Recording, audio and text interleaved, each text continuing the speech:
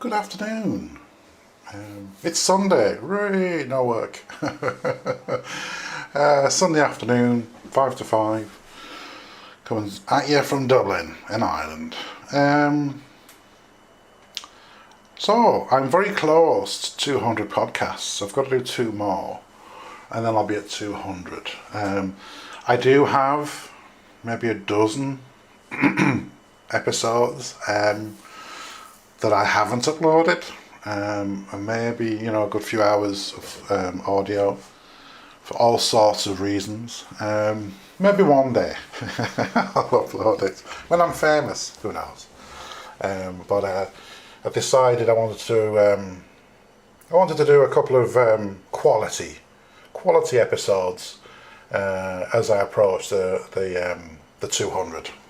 So this is the first of the 2 anyway. So this would be episode 198. So a lot of the episodes I do in the commute, going to work, coming home from work. There are times I can get quite tired with work, and sometimes I'm not very chatty. Sometimes I'm chatty, but it's not very happy stuff. So there's a mixed bag, and I think the point of these episodes has always been about, I suppose, honesty and just talking about things.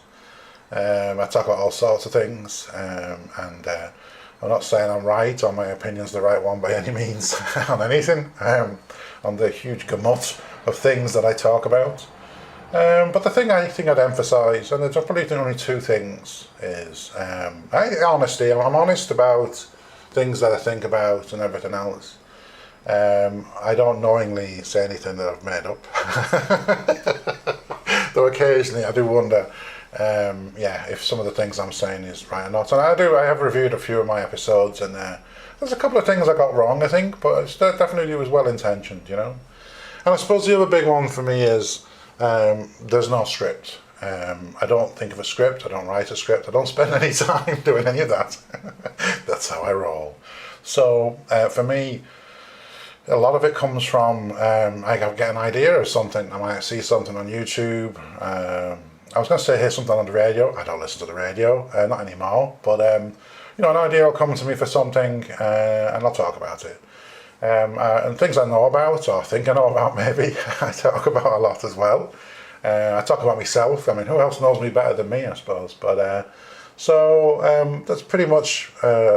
At a high level, shall we say, the sort of episodes that I do. And I'm conscious that, there's a lot of repetition with a commute, as there is with a commute, and I do repeat things quite a lot. And sometimes the quality of the audio can be not great. I know I've had my window open at times, and you get like a buffeting sound. I even heard a funny noise recently. It's like electronic sound in the background. I'm not quite sure where it's coming from.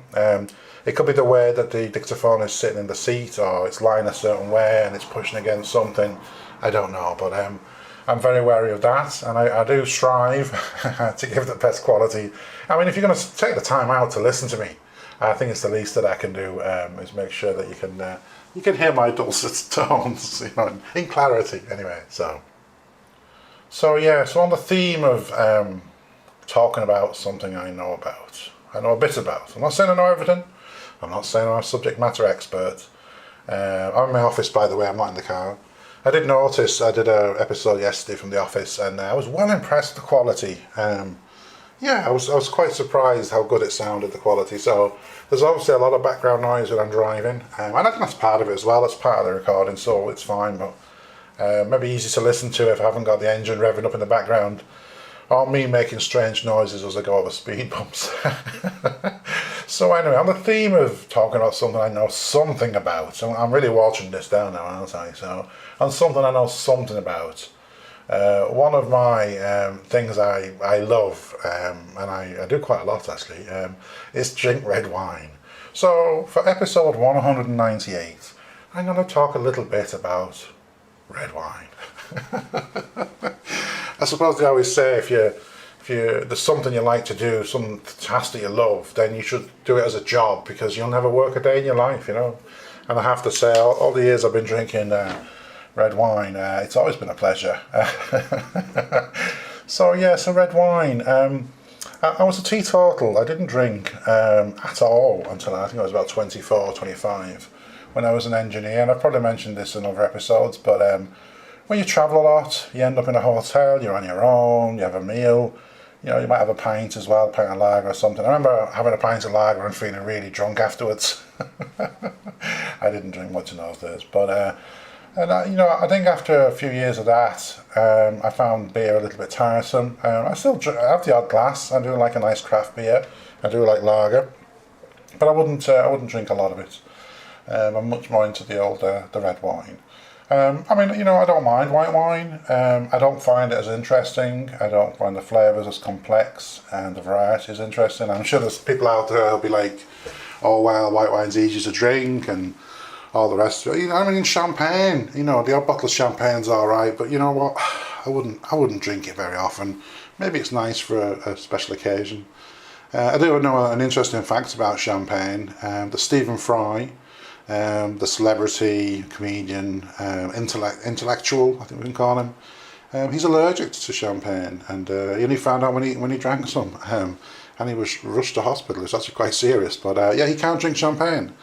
But I do know for a fact he loves red wine, and I know he's been going through a period of quite ill health over the last couple of years.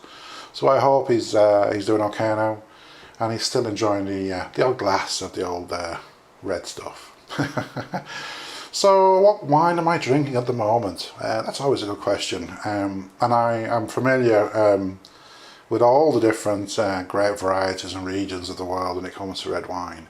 And you know, people often ask me what would I recommend to drink. You know, what variety of grape, what region, whatever.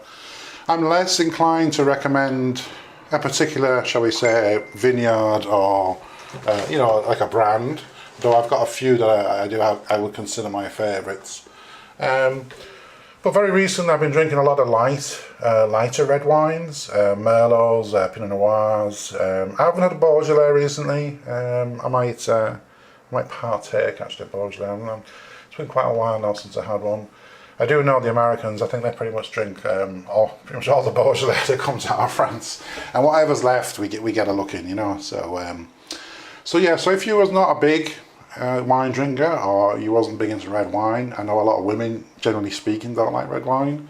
The lighter varieties, like the Merlots, Pinot Noir, Beaujolais, a great way, you know, to get into it a little bit, and certainly with a meal. I would say if you find red wine very heavy, yeah, don't drink it on its own. Drink it with some food. I know there's all sorts of experts will tell you, you know, this one goes well with this dish and all the rest of it. Yeah, it's personal preference, you know.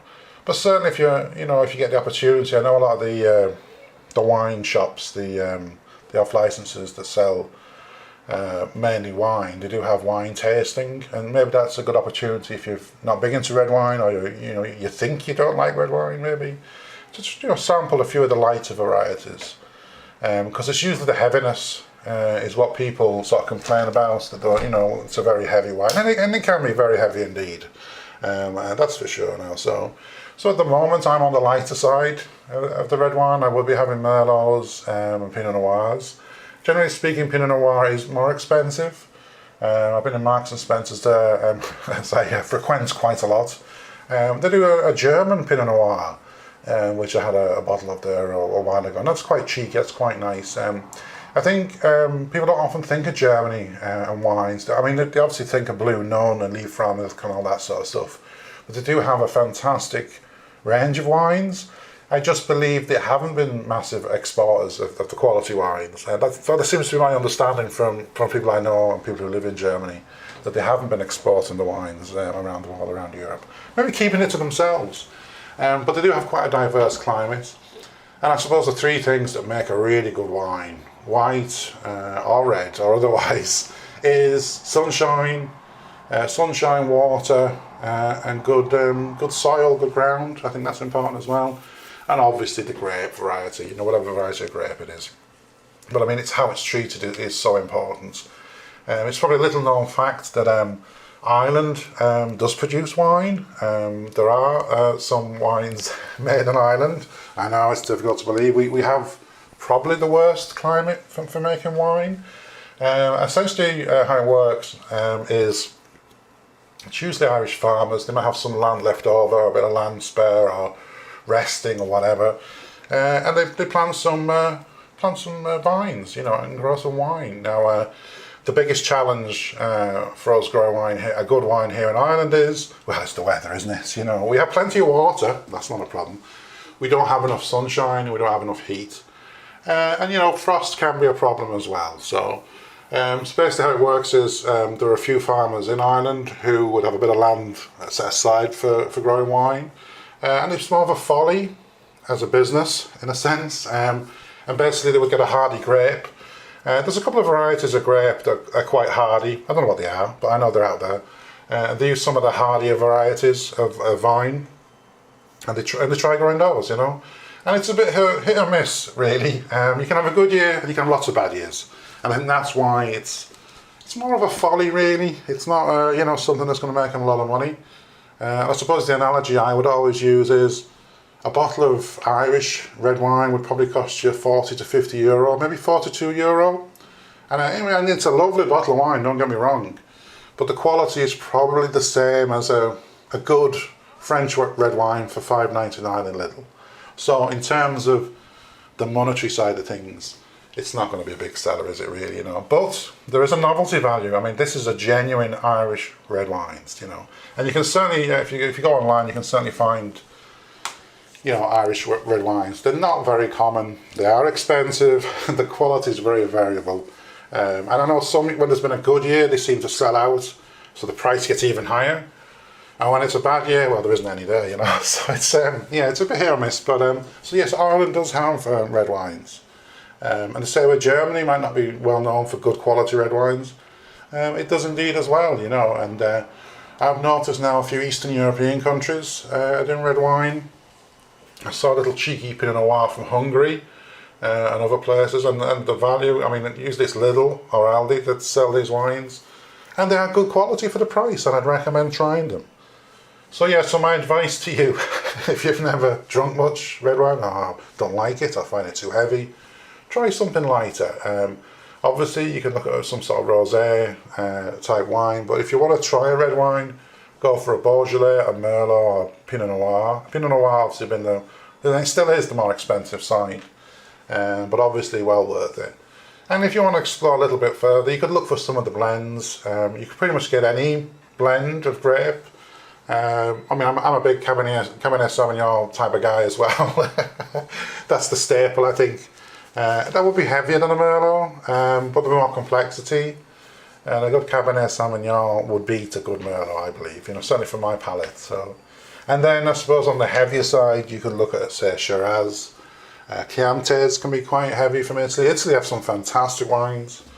I think I overdid Italian wines a few years ago, and I just didn't drink any Italian wine for the last 10 years. But having been in Italy this year and picking up a few bottles of wine and drinking a little bit of red wine in Italy, I've sort of rediscovered it, and I was quite impressed at the prices as well. For wines that are 3 or 4 years old, they were very good value, so definitely going to drink more Italian red wine. But but yeah, Cabernet Sauvignon, that can be better than a Merlot, but it's more complex, but it is heavier, there's no doubt about it. And like I say, drink it with a meal, eat something when you're drinking it, and and I think Shirazes can be extremely heavy, they have a high alcoholic content as well. Me personally, I wouldn't drink Shiraz an awful lot. I'd probably drink it with a meal if I did, and certainly wouldn't drink loads of it, that's for sure. In terms of regions, well, that's a good question. France is good for any variety of wine, realistically, is good. Obviously Beaujolais, Merlot, Cabernet Sauvignon, man, they're going to be good. In terms of Shiraz, you're going to go for Australia, I think, even though you can get it in other places now. Australia's pretty good. Pinot Noir, obviously you're going to get it in France. I like the New Zealand Pinot Noirs. I've had the German one, which is very nice, and I do believe now you can get Hungarian and Eastern European ones, I think Bulgaria as well, and that's a nice wine as well. So Cabernet Sauvignon, I'm pretty open. New World wines, American wines, there's some really lovely light Californian varieties of wines, very easy to drink. Certainly the Americans like wine to go down easily. So certainly I'd recommend looking at some of the Californian and American wines. Whatever the grape, they're usually pretty easy to drink. I'm not going to say Americans have a simpler palate. That's very unfair. But you wouldn't have the complexity with those wines that you might get in other wines around Europe and around, around the place. And South Africa's good for wines as well. It's that combination of, warm climate, rain, not too cold, and good soil, I think it was Keith Lloyd, the celebrity chef, who once said, the reason a wine is expensive, and you do see really expensive wines, is because the machines can't go where the vines are to pick the grapes. So where's the best place to put your grapes? On the side of a hill, a south-facing hill that's going to get loads of sunshine, loads of rain when it rains, and have irrigation. So the rain will, it's not going to flood and it's not going to freeze. And that's where it's hard to put the machines, and that's why you have to pay people to pick the grapes. That's why it's expensive. So that's it. Episode 198, red wine. I hope you've enjoyed it.